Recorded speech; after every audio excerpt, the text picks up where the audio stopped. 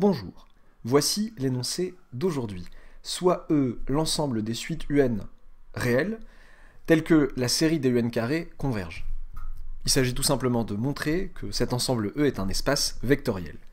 Vous pouvez vous donner 20 à 25 minutes de réflexion et de recherche avant de regarder la correction. Et pour ceux qui n'ont pas vu la notion d'espace vectoriel, en fait, regardez juste le début de la correction où je vais vous dire ce qu'il faut montrer en fait pour aboutir au résultat. Voilà, bon bah correction. Comment montrer que cet ensemble est un espace vectoriel? On va tout simplement, pour ceux qui ont vu les espaces vectoriels, montrer que c'est un sous-espace vectoriel de cet espace vectoriel classique. R puissance n en somme des entiers naturels, autrement dit l'ensemble des suites réelles, indexées par grand N, c'est un espace vectoriel. Ça, on le sait. Montrons que E est un sous-espace vectoriel de cet espace vectoriel. Je vais dire SEV pour sous-espace vectoriel, je me permets de faire d'écrire cette abréviation-là. Vous ne vous la permettez sur vos copies que si vous avez bien dit sous-espace vectoriel en toutes lettres à un moment, vous avez mis entre parenthèses SEV, après vous... Bon, je pense que la plupart des profs accepteraient dans cette disposition que vous le fassiez. Montrez que E est un sous-espace vectoriel de cet espace vectoriel-là, du coup. Ok, qu'est-ce qu'il faut montrer? Donc là, je le fais pas forcément sur une copie, ça de dire montrons que, et j'annonce tout ce qu'il faut montrer dès le début, mais là, c'est pour ceux qui savent ce que c'est qu'un espace vectoriel. Il s'agit de montrer que la suite nulle, donc plutôt que, bon, ça revient au même, montrer que E est non vide, que E est inclus dans l'espace vectoriel qui est là, et montrer que, quel que soit eh bien, UV de suite de E, quel que soit lambda et mu des réels, eh bien, lambda U plus mu V appartient encore à E. Donc E est stable par combinaison linéaire. Il suffit en fait de montrer que, quel que soit, bon on verra nous, il suffit de montrer que quel que soit UV appartenant à E, quel que soit lambda appartenant à R, lambda U plus V appartient à E.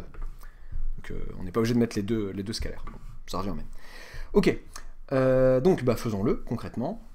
Déjà, par définition de E est inclus dans l'ensemble qui est là. Bah oui, parce que c'est l'ensemble des suites de cet ensemble vérifiant blablabli blablablou. Bon c'est un sous-ensemble de cet ensemble-là du coup. L'ensemble des élèves du lycée Charlemagne qui portent des chaussettes oranges, c'est un sous-ensemble de l'ensemble des élèves du lycée Charlemagne.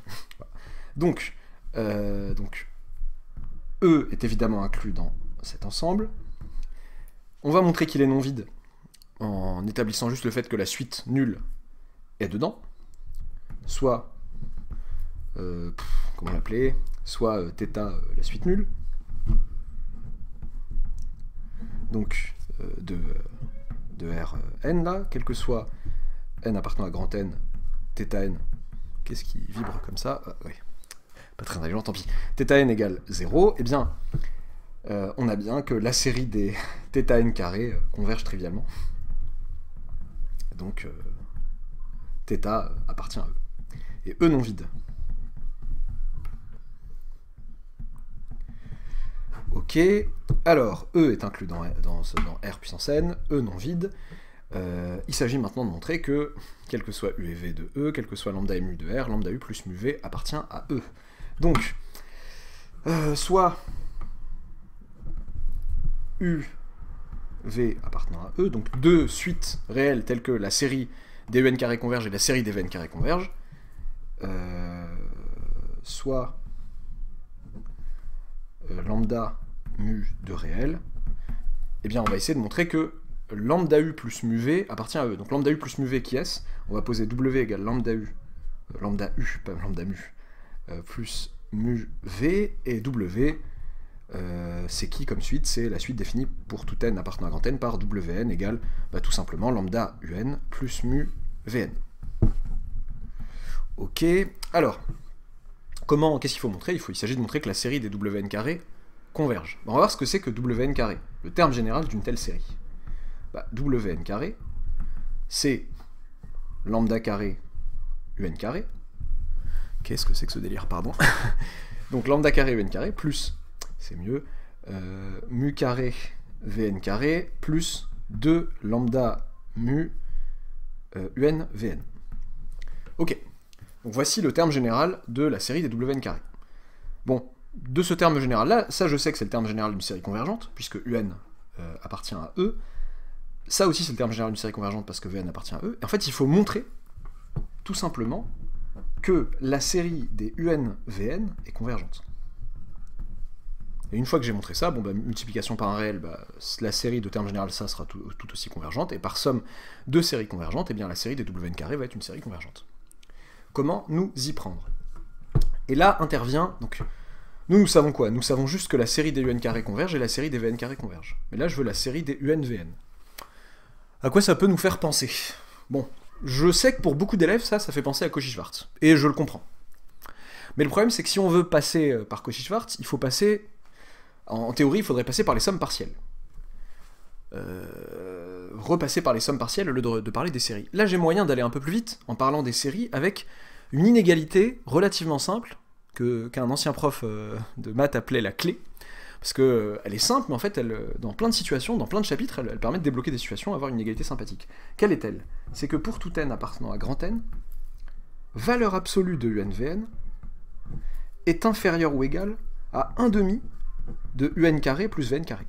Si vous l'avez jamais vu, vous l'aurez en tête comme ça, mais ça vient d'un truc très simple. En fait, ça vient du fait que un-vn est inférieur ou égal à 1/2 de un carré plus vn carré, car, eh bien, un carré plus vn carré moins 2 un-vn, bah ça c'est positif. Identité remarquable, c'est un carré de réel, c'est un moins vn le tout au carré. Donc en bidouillant ça, on se retrouve avec ça. Et moins un-vn est aussi inférieur à 1/2 de un carré plus vn carré, car, eh bien, cette fois-ci, car, je vais me plévarder pour car, un carré plus vn carré plus un-vn, plus 2 un-vn, pardon, est aussi positif ou nul. C'est un plus vn le tout au carré. Et donc comme lui et lui sont tous les deux inférieurs à cette quantité, eh bien, leur maximum, lui aussi est inférieur à cette quantité, le max de un-vn est de moins un-vn est inférieur ou égal à 1/2 de un carré plus vn carré, mais ce maximum n'est autre que, caractérisation, j'en ai parlé dans une autre vidéo récente, je crois, oui, c'était la convergence absolue qui entraîne la convergence, justement, ça a un lien avec cette vidéo, donc suggestion à l'écran, eh bien j'en ai parlé en disant que ça, en fait, le max de deux réels, le max d'un réel, pardon, et de son opposé, n'est autre que la valeur absolue de ce réel. Ça, c'est valeur absolue de un-vn. Valeur absolue de un-vn est inférieure à 1/2 de n carré plus vn carré. Et alors? Bon bah, la clé débloque la situation, en fait. Parce que la série des 1/2 de un carré plus vn carré, bah, elle converge par somme de deux séries convergentes qui concernent la série des un carré et la série des vn carré, car u et v appartiennent tous les deux à E. Et donc que dire de la série des valeurs absolues de un-vn? Eh ben elle est convergente par comparaison de séries à terme positif. Par comparaison de ce que je vais appeler les séries à terme positif, les SATP, donc un résultat du cours, ça c'est une série à terme positif, ça c'est positif, et bien la série des valeurs absolues de un-vn converge aussi. Ok. Mais moi ce qui m'intéressait en tout cas c'était la série des un-vn, pas des valeurs absolues des un-vn. Bon bah, où est le problème? La série de un-vn, bon allez, hop, eh bien, la série des un-vn bah, converge absolument d'après ce que j'ai dit.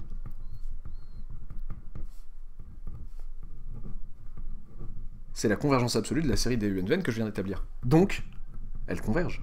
La série des un-vn, la série des un-vn converge absolument, donc converge. La convergence absolue entraîne la convergence. Eh bien, qu'est-ce qu'on a? Je récapitule, on a... où es-tu? Pardon.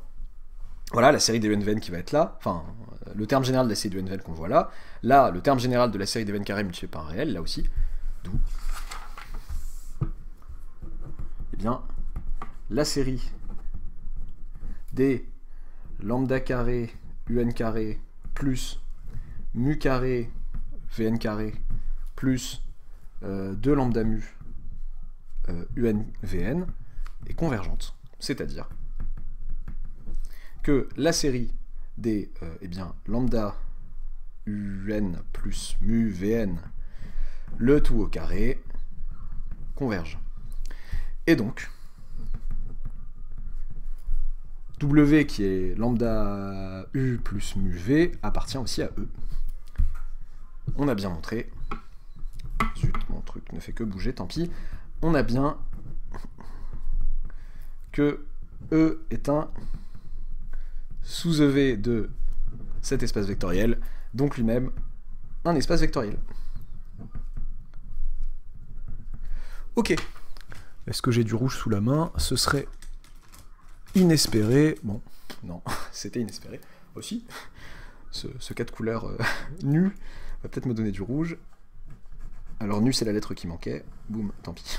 Alors, bon, un tout petit mot peut-être, il faut que je me dépêche, un petit mot sur Cauchy-Schwarz, si on voulait le faire avec Cauchy-Schwarz, en repassant par les sommes partielles, pour la convergence de la série des UNVN, toujours.